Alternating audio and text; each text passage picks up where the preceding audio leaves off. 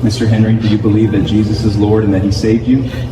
Yes, I do. Then it's my honor to baptize you, my brother, in the name of the Father, the Son, and the Holy Spirit. Oh, Lord, thank you. Thank you, Jesus. Thank you.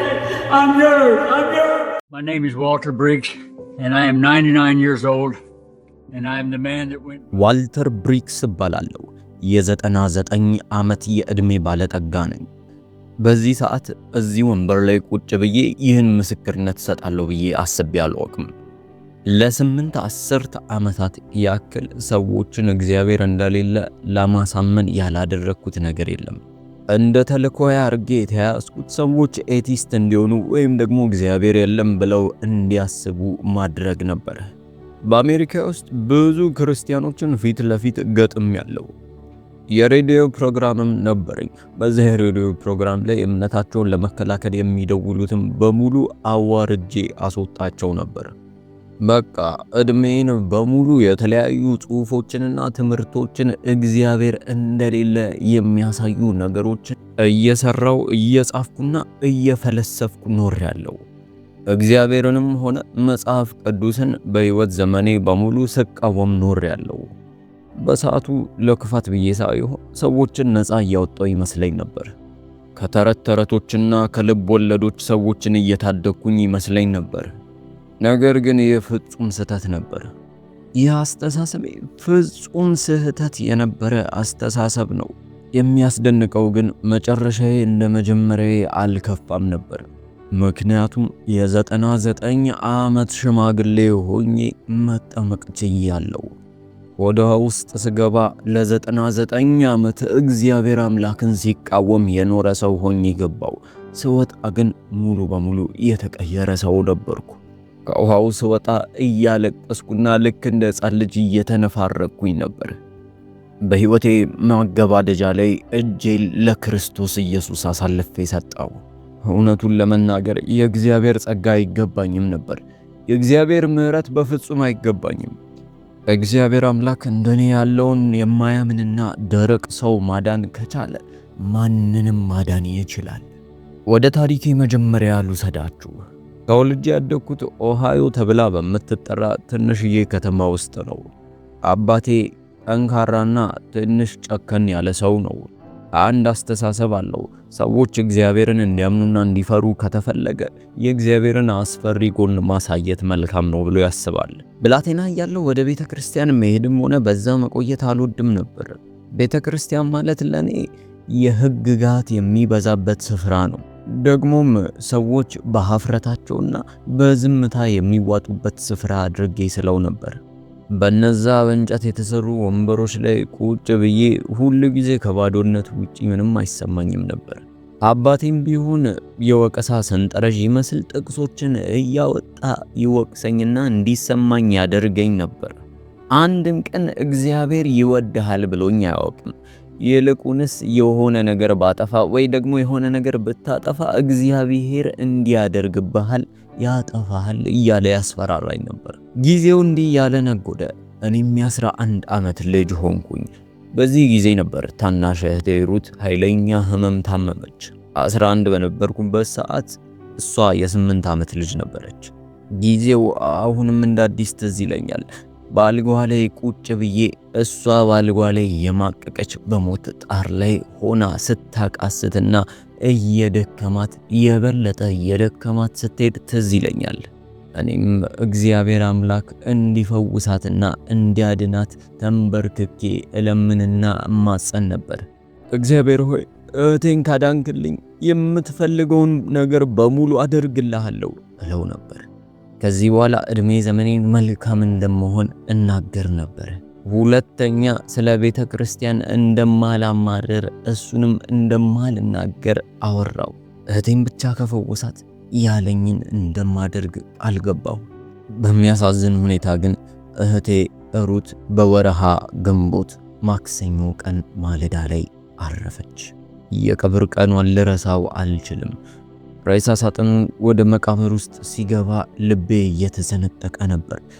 ይባስ ብሎ አዋቂ ሰዎች የሚያወሩት ነገር እጅግ በጣም አሳዘነኝ። እንዲህ ያሉ እርስ በርስ ያወራሉ፣ ለኔም ይነግሩኛል። ይሄ የእግዚአብሔር ፍቃድ ነው፣ አሁን እሷ የተሻለ ቦታ ውስጥ ነች። እግዚአብሔር ሰጠ፣ እግዚአብሔር ነሳ እያሉ ይነጋገሩ ነበር። በጣም ተናደድኩኝ። መጮህ ፈልጌ ነበር። ምን አይነት አምላክ ቢያመልኩ ነው የ8 ዓመት ሕፃን ልጅን ከቤተሰቧ ነጥሎ የሚወስደው? ምን አይነት አምላክ ነው ትንሽ ሕፃን ልጅን እንደዚህ እንድትታመም የሚፈቅደው? ይህ እንዴት የመልካም አምላክ ፈቃድ ሊሆን ይችላል? ነገሮቹ በሰዓቱ ሊገቡኝ አልቻሉም ነበር። ነገሩ እንዲገባኝ ያስረዳኝ ማንም ሰው አልነበረም። ይልቁንስ ጸጉሬን አሸት እያደረጉኝ እምነት እንዲኖረኝና እንድጠነክር ብቻ ይነግሩኛል። ያቺ ቀን በእግዚአብሔር ላይ እምነቴ እንዲሸረሸር መሰረት የሆነችው ቀን ነበረች። ድንጋይ የሆነ ልብ በውስጤ ይካብት ነበር። ይሁን እንጂ ወዲያውኑ እግዚአብሔርን ላለማመን አልወሰንኩም ነበር። ባምነውም እጠላው ጀመረ። አንድን የምታምኑትን ነገር የምትጠሉት ከሆነ ነገሩን እየተቃወማችሁት ነው ማለት ነው። በ1950 ገደማ ወደ ኮሌጅ ተቀላቀልኩኝ። የፍልስፍና ትምህርቴንም ጀመርኩ። ስለ ሎጂክ፣ ስለ ክሪቲካል ቲንኪንግ፣ ስለ በርተን ራስል፣ ስለነ ፍሬድሪክ ሪቼዝ ጽሑፎች ማንበብ ጀመርኩ። ታላላቅ ፈላስፋዎችን እከታተል ጀመረ። እነዚህ ታላላቅ ፈላስፋዎች ለዓመታት ይሰሙኝ የነበሩትን ስሜቶች በጽሑፋቸው ላይ አስፍረውት ነበር። በእነዚህ ጊዜያቶች ውስጥ ህመሜን እንዴት ወደ ክርክር እና ወደ አላስፈላጊ ንግግሮች መቀየር እንደምችል እየተማርኩኝ ነበር። ቁጣና ንዴቴን በሎጂክ ውስጥ እንዴት መሸፈን እንደምችል፣ በፍልስፍና ውስጥ እንዴት እንደምደብቃቸው እማራለሁ። ደግሞም በነገሩ ተከኜ ነበር። ተመርቄ ከኮሌጅ በመወጣበት ሰዓት የትኛውንም እኔ ነኝ ያለ ክርስቲያን ሰው በፍልስፍናዬ ለመጣል የምችለውን በሙሉ አደርግ ነበር። ደግሞም ተሸንፌ አላውቅም። አማኞች እንዲጠራጠሩና እምነታቸው እንዲሸረሸር የተቻለኝም በሙሉ አደርግ ነበር። ራሳቸውንና አምላካቸውን እንዲጠራጠሩ አደርጋለሁ። ሲጠራጠሩ ደግሞ ደስታ ይሰማኝ ነበር። ለራሴም የሆነ ጠቃሚ ሥራ እየሰራው እንደሆነ ይሰማኝ ነበር። ለሰዎች ደግ እየሰራው ይመስለኝ ነበር። እኔ ካለፍኩበት የጭንቀትና የመከራ ሕይወት እነሱም እንዳያልፉ እየረዳኋቸውና እያገዝኳቸው ይመስለኝ ነበር። እውነታው ግን እየጠፋው ነበር። ከእግዚአብሔር እየጠፋው። ከታናሽ እህቴ ሩት ትዝታ ለማምለጥ እየሞከርኩ ነበር። ጊዜ እንደዚህ የሄደ መጣ። በ1980 ገደማ ላይ ግን አንድ ትልቅ ማህበረሰብ መገንባት ቻልኩኝ። የኤቲስቶችን ማህበረሰብ እያስፋፋውና እያሳደኩ መጣው። ዋና ስራዬም ሰዎች እግዚአብሔር አለ ብለው እንዳያምኑና ኤቲዝምነትን እንዲከተሉ ማድረግ ሆነ። በመጀመሪያ ነገሩ የጀመረው እንደ ማንኛውም አይነት ፉክክር ወይም ደግሞ ንግግር በሚመስል መልኩ በዩኒቨርሲቲዎች ውስጥ በሚካሄዱ ንግግሮች ነበር። ከዛ በኋላ ደግሞ ለሚማሩ ሰዎች ስልጠናን መስጠት ጀመርኩኝ። በየስልጣናዎቼ መሃል እግዚአብሔር እንደሌለ የሚያሳዩ ነገሮችን መናገር ነበረብኝ። በአሜሪካ ውስጥ በየከተማዎቹ እየተዘዋወርኩኝ የእግዚአብሔር አለመኖርን ሰብክ ነበር። ከዚህ በኋላ ስሜ እየታወቀ መጣ። ሰዎች ከኔ ጋር ለማውራት እጅግ በጣም ይፈሩ ነበር። ማንኛውም ማይክሮፎን ለመያዝ የደፈረን ሰው አዋርጄ አንቋሽሼ እልክ ነበር። ከዚህ በኋላ የራሴ የሬዲዮ ፕሮግራም ሾው ከፈትኩኝ። በዚህ ፕሮግራም ላይ ክርስቲያኖች ይደውሉና በፈለጉት ርዕስ ላይ እንዲከራከሩኝ ፈቃድ እሰጣቸው ነበር። ማንም ግን ሊያሸንፈኝ አልቻለም። እምነቴን እከላከላለሁ ብለው ይደውሉና በብዙ ጥያቄ ይመለሳሉ። Shelley in Tulsa, you're on the air. Hi. My question is, if you don't believe in Jesus, where do you get your morals from? Because the Bible is how we know right from wrong. Shelley, I hear that a lot, and I have to tell you, it always puzzles me. It's as though goodness needs a permission slip from a deity. አሁን ላይ ቢያሳፍርም በሰዓቱ ግን ስራውን እጅግ በጣም ወደው ነበር። የክርስቲያኖቹ ድምጽ ቀስ በቀስ ሲንቀጠቀጥና ፈራ ተባ ሲሉ ማየት ያስደስተኝ ነበር። ባልጠበቁት ቦታ ባላሰቡት ጥቅስ ሲይዛቸው ደስ ይለኝ ነበር። ለጥያቄዎቼ ምላሽ ሲያጡ መመልከት ደስ ይለኝ ነበር። አምላካችሁ ኃይለኛ ከሆነ ለምንድነው ልጆች ሲራቡ ዝም የሚለው ብዬ ከባድ ጥያቄን አነሳባቸው ነበር። ጥያቄው የማይመለስ ሆኖ ሳይሆን እነሱ ስላልተዘጋጁበትና እጅግ በጣም ጠንካራ ስላልሆኑ ነው። አለፍ ሲል እሰድባቸው ነበር። እናንተ መሃይሞች ናችሁ፣ አይገባችሁም እላችኋለሁ። አንዳንዴ ደግሞ እናንተ ትቀባዥራላችሁ እላችኋለሁ። አንዳንድ ጊዜ ደግሞ ራሴ ካወራውና የራሴን ጥያቄ የራሴን ምላሽ ከሰጧቸው በኋላ እነሱ ሊያወሩ ሲሉ ስልኩን እዘጋባቸው ነበር። ይህን ማረገው ክርስቲያኖች ላይ ለማላገጥ ስለምፈልግ ነበር። በአመታት ውስጥ ብዙ ሰዎችን አዳምጬ አውቃለሁ።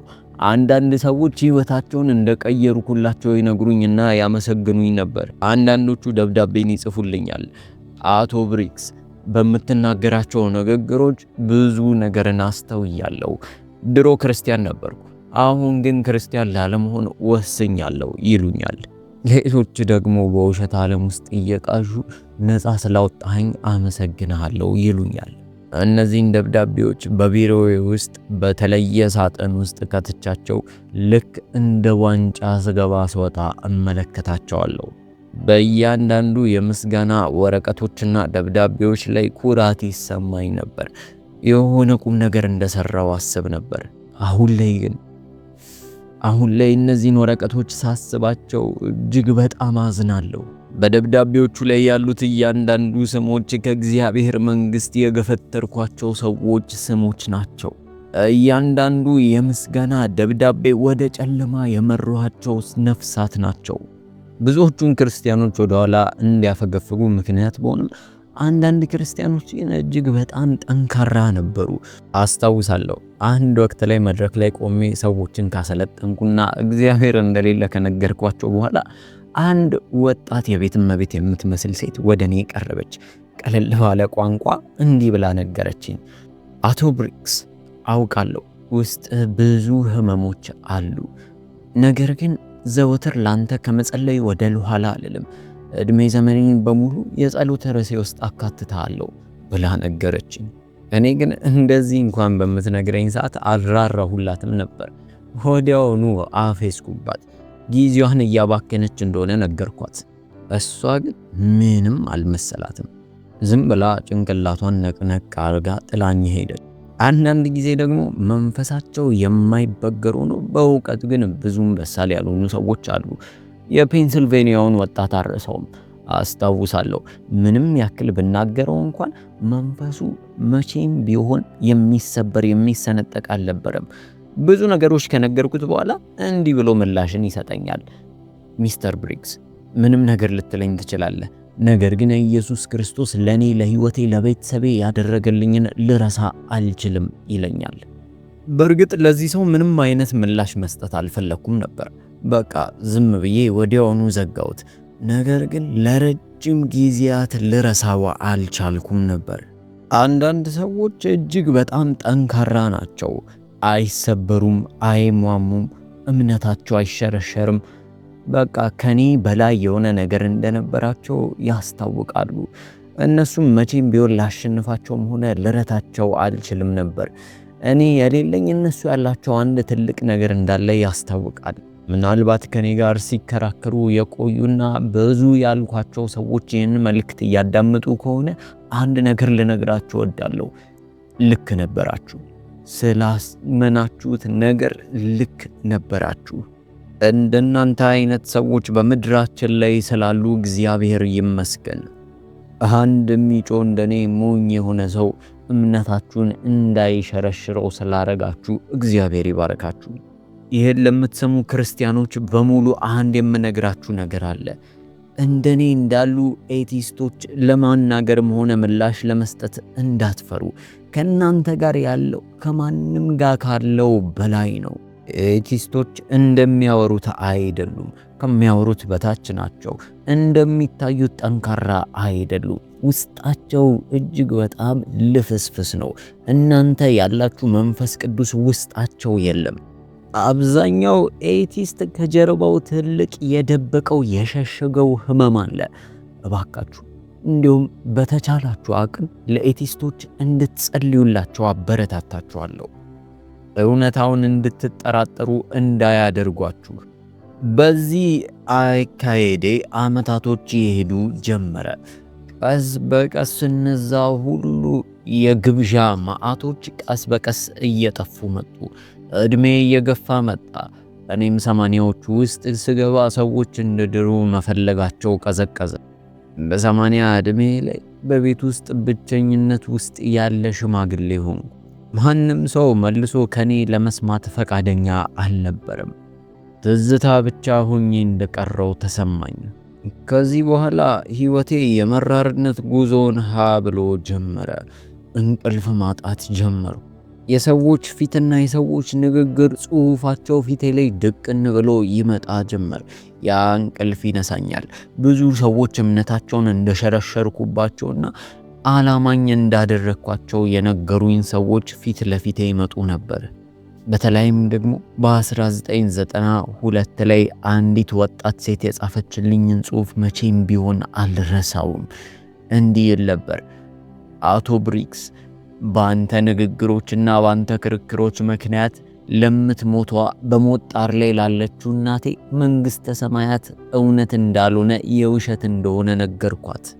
የሚጠብቃት ምንም አይነት ክብር እንደሌለ አሳውቂያታለሁ። ስትሞት ደግሞ እጅግ በጣም እየፈራች ነበር የሞተችው። ነገር ግን የጸጸቱ ስሜት ሊለቀኝ አልቻለም። መቼም ቢሆን ራሴን ይቅር የምለው አይመስለኝም ብሎ የተጻፈበትን ደብዳቤ አስቀምጨው ነበር። በጊዜው ይህን ደብዳቤ ስቀበል ምንም አይነት ስሜት አልተሰማኝም ነበር። አሁን ግን ስለዚህ ደብዳቤ ማሰብ ማቆም አልቻልኩም። ምንድነው የሰራሁት? ምን አይነት ሰው ነበርኩ? ከዚህ በኋላ እድሜ ከገፋ በኋላ በድንገት አንዳች የፍርሃት ስሜት ውስጤን ይወረው ጀመር። ይህ የፍርሃት ስሜት ድሮ እንደነበረኝ ወይም በልጅነቴ እንደነበረኝ አይነት ስሜት አይደለም። ከዛ እጅግ በጣም የበረታና የሚያስፈራ ነው። የ93 ዓመት ሽማግሌም በሆንኩኝ ጊዜ በኒሞኒያ በሽታ ተጠቅቼ ወደ ሆስፒታል ገባው። ሐኪሞቹ የምተርፍ አልመሰላቸውም። በህይወቴ ለመጀመሪያ ጊዜ ሞትን ፈራሁት። ሞትን የፈራሁት ግን ምናልባት ህመሙ ወይም ደግሞ ስቃዩን አልነበረም። ይልቁንስ ከሞትኩ በኋላ የሚያጋጥመኝና የምገጥመው ነገር ምን እንደሆነ ስለማላቅ እጅግ በጣም ፈራው። ውስጤ ተርበተበተ። እድሜን በሙሉ ከሞት በኋላ ምንም አይነት ህይወት የለም ብዬ ወጥሬ ስከራከር ኖሬያለሁ። ነገር ግን በዚህ ሆስፒታል አልጋ ላይ ሆኜ ስላወራሁት ነገር እርግጠኛ መሆን አልቻልኩም ነበር። ፈራሁ። ክርስቲያኖች እንደሚሉት ምናልባት እግዚአብሔር በዙፋኑ ላይ ቢሆንስ?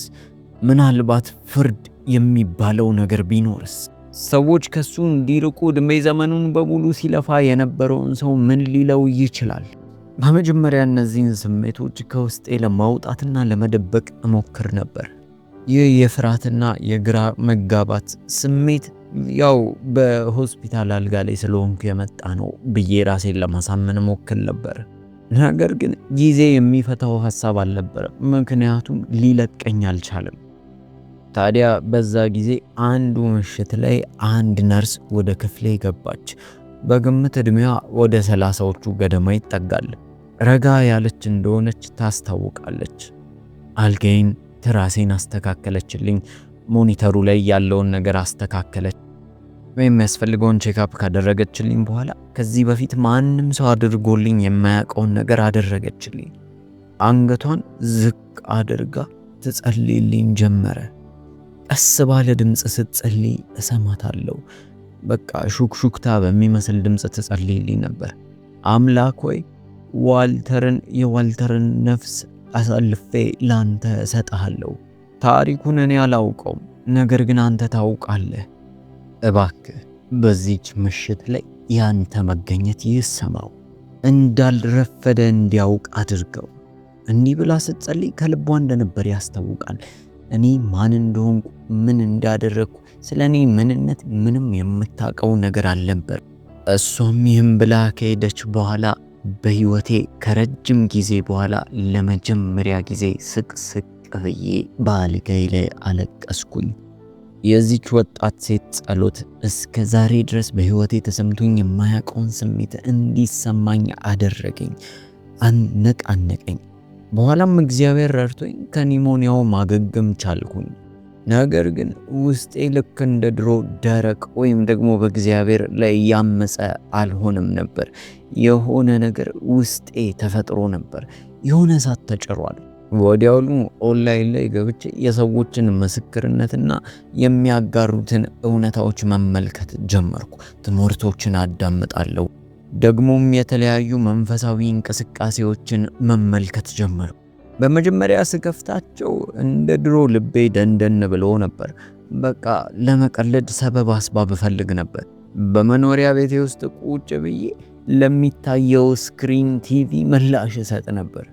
እነዚህ ቅዠታም ሰዎች ናቸው፣ እንዴት እንዲህ ያለ ነገር ሊያምኑ ይችላሉ እያልኩኝ አወራ ነበር። ነገር ግን እነዚህን ቪዲዮዎች የበለጠ ባየው ቁጥር የበለጠ ውስጤ ይናወጥ ነበር። እነዚህ ሰዎች እኔ የሌለኝ አንድ ነገር እንደነበራቸው ያስታውቅ ነበር፣ ደስታ፣ ሰላምና ተስፋ። ከዚህ በኋላ አንድ ቀን ስለ አንድ ሰው ምስክርነት መመልከት ጀመርኩ። ይህ ሰው ዕድሜ ዘመኑን በሙሉ በጭካኔና ሰው ነፍስ በማጥፋት ያለፈ ሰው ነው። ብዙ ወንጀሎችን ሰርቷል፣ ብዙ ሰዎችን ጎድቷል። በቤተ ክርስቲያን ውስጥ ቆሞ ይህን ምስክርነቱን ለቅዱሳን ይሰጥ ነበር። በሚሰጥበትም ሰዓት እጅግ በጣም እያለቀሰ ኢየሱስ ክርስቶስ እንዴት ይቅር እንዳለውና ኢየሱስ ክርስቶስ ከነበረበት እስራት እንዴት ነፃ እንዳወጣው መሰከረ። ይህ ሰው እያለቀሰ ኢየሱስ ክርስቶስ እንዴት አዲስ ሕይወትን እንደሰጠውና እንዳደሰው ይናገር ነበር። በዚህ ሰዓት ጮክ ብዬ ማውራት ጀመርኩ። ኢየሱስ ሆይ እንደኔ አይነት ሰውን ግን መቼስ አትፈልግም። ጸሎት አልነበረም፣ ቀስ ያለ ሹክሹክታ። ነገር ግን ባለፉት 90 ዓመታት ከልቤ የሆነና የእውነተኛ ስሜቴን ያገለጽኩበት ንግግር ነው። በዛ ምሽት አንድ ህልም አየው። በአንድ ትልቅ አዳራሽ ውስጥ ልክ ድሮ ተማሪዎችንና ሰዎችን በማሰለጥንበት ቦታ በሚመስል መልኩ ውስጥ ቆሜ ነበር። ከኔ አልፎ ባላንጣዎቼ ወይም ደግሞ ከኔ ጋር ሊከራከሩ የሚቆሙበት መድረክ ነበር። በዛ ስፍራ ላይ ግን ሰው አልነበረም። ይልቁንስ በስፍራው ላይ የሆነ አካል መገኘት እንዳለ ያስታውቃል። መልኩን ማየት አልቻልኩም ነበር። ነገር ግን የዚህ ሰው ማንነት ለኔ ግልጽና ግልጽ ነበር። ከፊት ለፊቴ ሊሟገተኝ የቆመው ኢየሱስ ክርስቶስ ነው። በመጀመሪያ ምንም ቃል ካንደበቱ አላወጣም። ይሁን እንጂ የሆነ ነገር ውስጤን ወረረኝ። እስከ ዛሬ በህይወት ዘመኔ ያደረኳቸው ነገሮች በሙሉ በፊቱ ተዘርግፈው የሚያያቸው ያክል ተሰማኝ። ያደረኳቸው ሙግቶች በሙሉ ሰዎች እምነታቸውን እንዳይከተሉና ከእግዚአብሔር ጋር ህብረት እንዳያደርጉ ያደረኳቸው ጥረቶች፣ ደግሞም ልክ እንደ ዋንጫ የሰበሰብኳቸው እነዛ የቆሸሹ ደብዳቤዎች፣ ሁሉም ነገር በፊቱ እንደተገለጠ ሆኖ ታየኝ። ይህንን ሳይ ልከራከር ወይም ደግሞ ምክንያቶቼን ልዘረዝር ፈልጌ ነበር። ነገር ግን ምንም አይነት ቃል ከአንደበቴ ማውጣት አቃተኝ። ከዚህ በኋላ ቀስ ብሎ እሱ ማውራት ጀመረ። ድምፁ ቀጥታ ወደ ልቤ ሲገባ ይሰማኝ ነበር። በተዋቡ ድምጾቹ እንዲህ ሲል ይናገረኝ ጀመር። ዋልተር፣ ዕድሜ ዘመንህን በሙሉ ሰዎች በእምነታቸው እንዳይጸኑ ታረጋለህ። አንተ ሎጂክ ትለዋለህ፣ ሳይንስ ትለዋለህ፣ ምክንያታዊነት ትለዋለህ። ሳታውቀው የዲያብሎስ ተላላኪ ሆነህ ነበር። ልጆቼ ወደ ጨለማ መራሃቸው፣ በዚህም ኮርተህ ነበር። ልክ አልሰራህም አለኝ። እጅግ በጣም ልቤ ውስጥ የሆነ ነገር ሲፈስ ተሰማኝ። ወዲያውኑ በጉልበቶቼ ወደቅኩኝ። ምንም የምከራከረው ነጥብ አልነበረም። ያለው እያንዳንዱ ነገር ልክ ነበር። ድምፁ አሁንም ትኩስ ነበር። እንዲህ አለ፣ እኔ የመጣሁት ለጻድቆች ሳይሆን ለኃጢአተኞች ነው። በመስቀል ላይ የተሰቀልኩት ለሚገባቸው ሰዎች አይደለም። በመስቀል ላይ የተሰቀልኩት ለጠላቶቼ ነው። ልክ እንዳንተ ለሚሰድቡኝም ጭምር ሞቻለሁ። ፊቴ ላይ ለተፉት ሰዎች መስቀል ላይ ተሰቅያለሁ። በመስቀል ላይ ለቸነከሩኝ ሰዎች ሞቻለሁ። ዋልተር፣ ላንተም ጭምር መስቀል ላይ ተሰቅያለሁ። ምንም ማድረግ አልቻልኩም ነበር። በተንበረከኩበት እየዬ ብዬ አለቅስ ነበር። ደጋግሜም ተሳስቼ ነበር፣ ተሳስቻለሁ፣ ልክ አልነበርኩም እያልኩኝ አለቅስላለሁ። ከህልሜ ነቃው። እንደነቃውም ከዓይኖቼ እንባ ዱብ ዱብ ሲሉ አየው። መላ ሰውነቴ ይንቀጠቀጥ ነበር። በሕይወቴ ለመጀመሪያ ጊዜ ወደ እግዚአብሔር ጮኩኝ፣ ጸለይኩ። ኢየሱስ ሆይ ከዛሬ ጀምሮ አንተ ሕያው እንደሆንክ እውነት እንደሆንክ አምናለሁ። ነኝ ያልከውን እንደሆንኩም አምናለሁ። ለኃጢአተኞች ስለመጣ አመሰግናለሁ። እነዚህን ጸሎቶች ደጋግሜ ለረጅም ሰዓት የንስሐ ጸሎትን ጸለይኩ። እግዚአብሔር ሆይ ማረኝ እያልኩኝ ለረጅም ሰዓታት ቆየው። በቃ የቀረችኝን ጥቂት በጣት እንኳን ለመቆጠር የምትከብድ ቀናቶች ለእግዚአብሔር መስጠት ፈለግኩ። ከጥቂት ሳምንታት በኋላ በሕይወቴ ለመጀመሪያ ጊዜ ከብዙ ጊዜያት በኋላ ወደ ቤተ ክርስቲያን አቀናሁ። በጊዜው ምን መጠበቅ እንደነበረብኝ አላውቅም ነበር። ወዲያውኑ ልክ የእሁድ ፕሮግራም እንዳለቀ መጋቢውን ማውራት እንደምፈልገው ነገርኩት። ስለ ሕይወት ዘመኔ በሙሉ አጫወትኩት። ስላደረግኳቸው ነገሮች በሙሉ አዋየሁት። መጋቢውን ቀጠልና እንዲህ አለኝ፣ ዋልተር፣ ደህንነት ስጦታ እንጂ ስለሚገባ የሚሰጥ አይደለም። ለሚያምን በሙሉ የድነት መንገድ ተከፍቷል። ይህንን ሲናገር ማመን እፈልግ ነበር። ነገር ግን ውስጤ አሁንም ያ ሐዘንና ክብደት ነበር። እግዚአብሔርን እስከ ዛሬ ቀን ድረስ እነዛ ያሳትኳቸው ሰዎችን እንዲመልስ እለምነዋለሁ።